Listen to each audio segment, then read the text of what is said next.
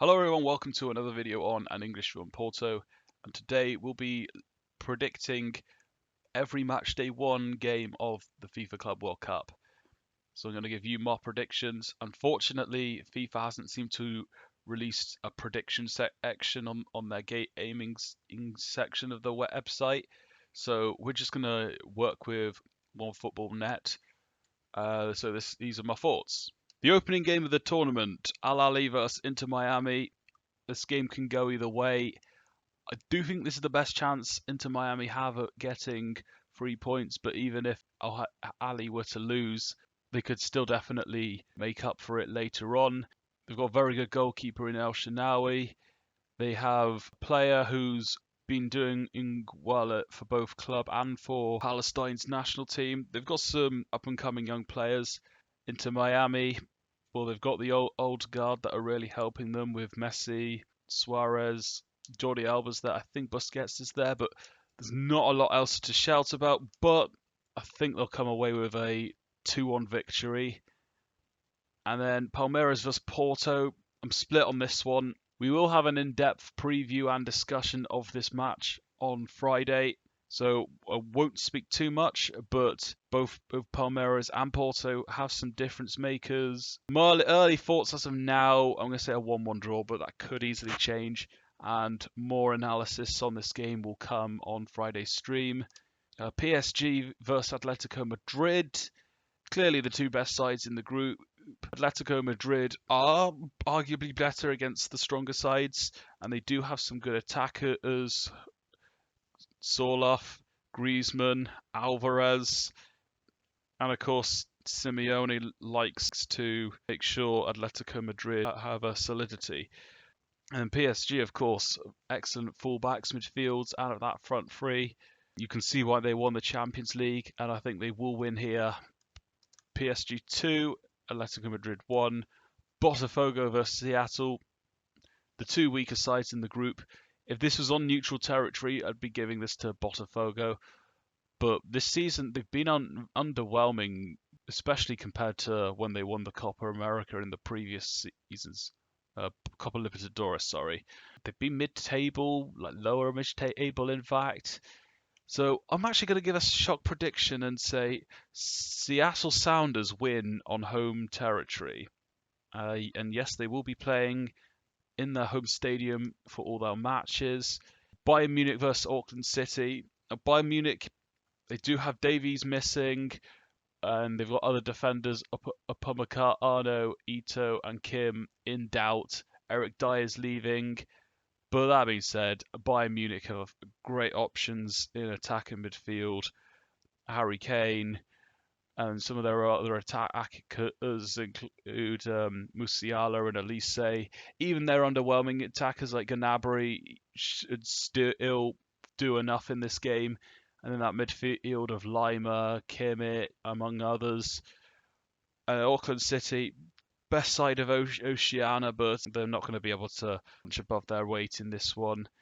I'm going to say Bayern Munich win this 7-0. Boca Juniors vs Benfica.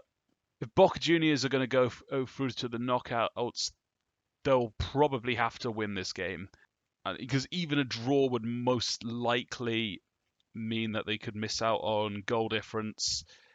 And Benfica, well, we saw that they were excellent against Porto in both games.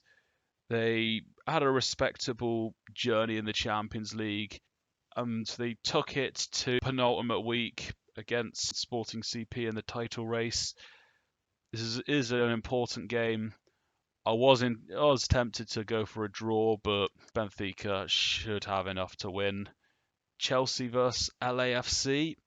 Well, Chelsea are the favourites in this group. They've got some very good options in the attack, including Dronetta Cole Palmer, Noni Madueke. We saw how Enzo Fernandez, as the number, was doing well in terms of providing for some of the goals they scored in the Conference League final. There's also Moises Caicedo. So Chelsea look in very good hands here. LAFC, well, they do have some French veterans, including Hugo Lloris and Olivier Giroud. They beat Club America, Mexico's biggest club, to get to this stage. For this game, I'm thinking Chelsea will win this by 3-1. And then Flamengo versus Tunis. Flamengo, they're having a decent season. Not too long ago, they won away at Palmeiras, who were top of the league at the time. They are probably favourites to get that second spot. And in this match, I'm going to say they win 3-0. River Plate versus Ura Red Diamonds. Well, I did say that Red Diamonds would second, but that's an in doubt one. It's difficult to call. I'm actually split between them and Monterrey. I have a feeling River Plate are going to get third place. Chances are River Plate probably do have enough to win this one. They've been very underwhelming of late. They do have a 17-year-old that has been performing well. For this one, and to be fair, Ural Red Diamonds was a bit of a wild pick for second place. I'm going to say River Plate win this 1-0, and Monterrey versus Inter Milan. Well, Monterrey, they've been getting various players, and they even have former Porto player Jesus Corona. And then Inter Milan have cut off the back of finishing second in the league and second in the Champions League. They should walk this group. For this game, this might be their hardest one, and this will definitely have one of the biggest support against Inter Milan. But Inter Milan should still win, but I'm thinking it will be a 2-1 victory. And up next, Fluminense versus Borussia Dortmund. Definitely a favourable draw for Borussia Dortmund. And Fluminense themselves will feel that they can do something. My thinking here is I'm going to say Fluminense 1, Borussia Dortmund 2. Ulsan HD versus Mamelodi Sundowns, 2 wild cards of the group.